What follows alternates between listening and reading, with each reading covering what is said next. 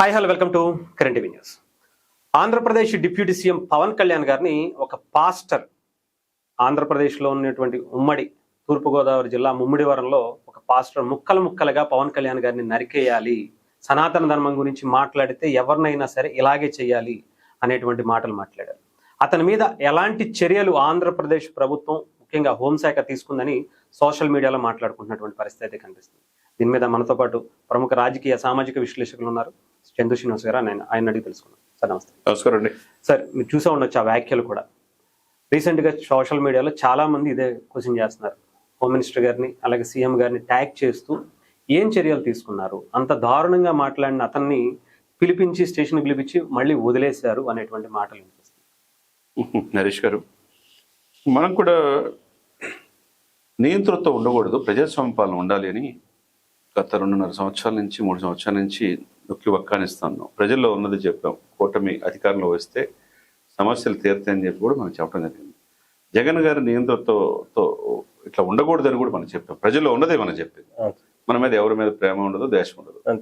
అట్లా అని కూటమి అంతా బాగుంది అనుకోవటం పొరపాటు. మీరు అన్న దానికంటే ముందు మూలలోకి వెళ్తే ద్వారంపూడి చంద్రశేఖర్ రెడ్డి మీద చర్యలు వేయండి. నిజమే సార్, నడి రోడ్డు మీద అంతమంది ముందు మాట్లాడాడు.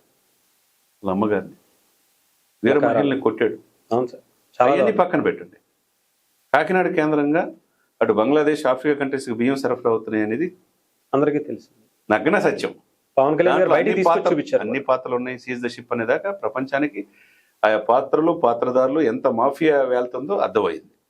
మరి దూరంపూడి మిల్లులున్నాయి తెలుసు, దూరంపూడి తండ్రి ఏంటో తెలుసు, దూరంపూడి బ్రదర్ ఏంటో తెలుసు. ఇంత నీచంగా మాట్లాడితే, ఇంత బహిరంగ మనోహర్ గారు సీజ్ చేస్తే 65 మెట్రిక్ 65 లక్షల టన్నులు, 25,000 టన్నులు చేస్తే ఇంతవరకు చర్యలు ఏంటండి? నేపాల్ బోర్డర్లో దొరికిన 2 టన్నులు 2 లారీల యొక్క రెడ్ శాండిల్స్ పెద్దిరెడ్డి, మిథున్ రెడ్డి అని చెప్పి పవన్ కళ్యాణ్ గారు చెప్తే దాని మీద చర్యలు ఏమండి?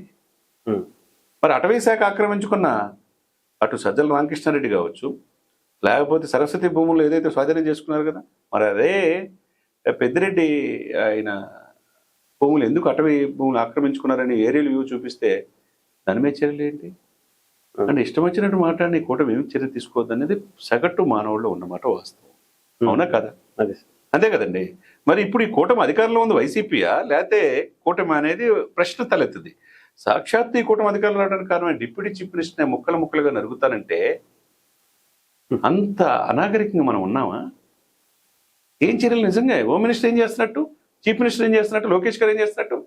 సరే, పవన్ కళ్యాణ్ గారు సౌమ్యుడు, ఆయన మాటలు పడతాడు, ఒళ్ళంతా గుల్ల చేసుకుంటాడు, నడి రోడ్డు మీద పడుకుంటాడు, ఫ్యామిలీ పిల్లలు అందరిని వదిలేసి రాష్ట్ర భవిష్యత్తు కోసం తాపత్రయపడుతున్నాడు. పదవీకాంక్ష లేదు, ఏదో డిప్యూటీ చీఫ్ మినిస్టర్ తీసుకున్నాడు. ఆయన ముఖ్యమంత్రి అవుదామంటే అవుతాడుగా. మరి రాష్ట్ర ప్రజల కోసం అహర్నిశలు కష్టపడి కోట్లాది రూపాయలు ఖర్చు పెడతా ఉంటే ఆ వ్యక్తిని ఒక దుర్మార్గుడు అనాలా? పాస్టర్ అంటే ఏం చెప్పాలా? ఏం చెప్పాలండి? మంచి మాటలు చెప్పాలా? బోధనలు చెప్పు, అంతేగాని నువ్వేదో ఉందో వాక్స్వాతంత్రం ఉందని చెప్పేసి ముక్కలు నరుగుతా. అంత దమ్ముందా? అంత గట్స్ ఉన్నాయా? పవన్ కళ్యాణ్ గారు నరకడానికి వచ్చి అక్కడ 3 లేయర్లు ఉంటాయి. ప్రాణాలు సైతం పరంగా పెట్టేది ఇటువంటి వాళ్ళు ఉంటారనే ఆయన రక్షణ ఆయనకు ఉంది. ఆయన ఎవరేమీ పీకలేరు, అది అక్షర సత్యం. కేంద్ర నిఘా వర్గాలు కూడా ఆయన ప్రత్యేకంగా జెడ్ కేటగిరీ ఇవ్వడానికి రెడీ అయింది. చంద్రబాబు నాయుడు గారి నుంచి కూడా లెటర్ సెంట్రల్ ఇచ్చినట్టుగా రిపోర్ట్ ఉంది. ఎందుకంటే ఇప్పుడు 3 సార్లు అగంతకులు చొరబడుతున్నారు.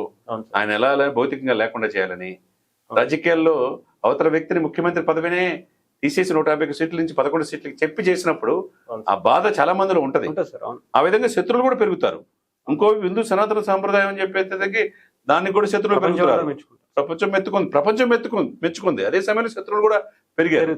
మరి మోదీ గారికి అండదండగా ఉన్నాడు, మోదీ గారు కూడా లిస్టులు ఉన్నారు. అదేవిధంగా ఈయనకి ఆ సగ పవన్ కూడా తగిలింది. కాబట్టి మీరు ఇక్కడ ఏం తూర్పుగోదావరి జిల్లా కలెక్టర్ ఏం చేస్తున్నట్టు, హోంశాఖ మంత్రి గారు ఏం చేస్తున్నట్టు, మీరు అసెంబ్లీలో మీరు భీముడు లేకపోతే తాండ్ర పాపరాయుడు లేకపోతే లాగుడు పోటీలు అన్ని కూడా హ్యాపీగా చేసుకుంటున్నారుగా, ఆనందంగా ఉన్నారు కదా, ప్రపంచం తెలియజేస్తున్నారు కదా. మరి ఎందుకు చర్యలు తీసుకోవట్లేదు అనేది సగటు మానవుడు ప్రశ్నిస్తున్నాడు. నిజం సార్. అదే డిప్యూటీ చీఫ్ మినిస్టర్ గారు ముక్కలుగా నరుగుతా అన్నాడు, ఇంతవరకు అరెస్ట్ చేయలేదంటే మనం కూడా పర్మిషన్ లేదండి సార్. పర్మిషన్ అప్పుడు తీసేయాలి కదా సార్ ఇక్కడ. కాబట్టి ఇక్కడ ఇమ్మీడియట్ గా చర్యలు తీసుకోకపోతే ఈ కూటమి మీద ప్రజల్లో వ్యతిరేకత ఆల్రెడీ స్టార్ట్ అయింది. మరి స్టార్ట్ అయింది ఆపుకుంటారా? మళ్ళా 15 సంవత్సరాలు పరిపాలిద్దామంటే లా అండ్ ఆర్డర్ క్రమశిక్షణలు ఉంటే అన్నీ వస్తాయి. పెట్టుబడులు పెడతానికి ముందుకు వస్తారు, ప్రజలు కూడా నమ్మకం కలిగింది. లేకపోతే వాళ్ళు చేసిన తప్పు వీళ్ళే చేస్తే మళ్ళా 5 సంవత్సరాలకు అధికారం మారే అవకాశం స్పష్టంగా కనపడుతుంది.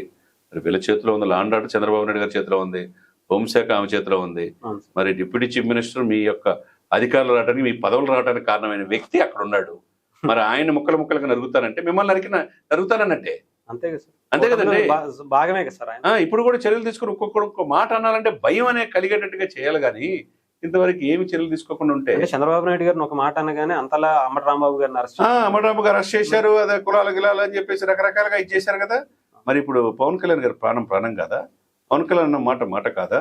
మరి ఎందుకు చర్యలు తీసుకోవట్లేదు అని కూటమిని ప్రజలు ప్రశ్నిస్తున్నారు. మరి ఈ వ్యతిరేకత స్టార్ట్ అయితే కూటమికి ఈ మిత్ర ధర్మమే విఘాతం కలిగే అవకాశం స్పష్టంగా కనపడుతుంది. రైట్ సార్, చూద్దాం సార్ కూటమి కూడా ఏమన్నా చర్యలు తీసుకుంటుందా ఏం చెప్తుందా అని. ఎందుకంటే సోషల్ మీడియాలో భారీ ఎత్తున మాట్లాడుకుంటున్నటువంటి అయితే కనిపిస్తాం. ప్రజల్లో ఉన్నది అంతే సార్, అదే చెప్తున్నాం. Thank you sir.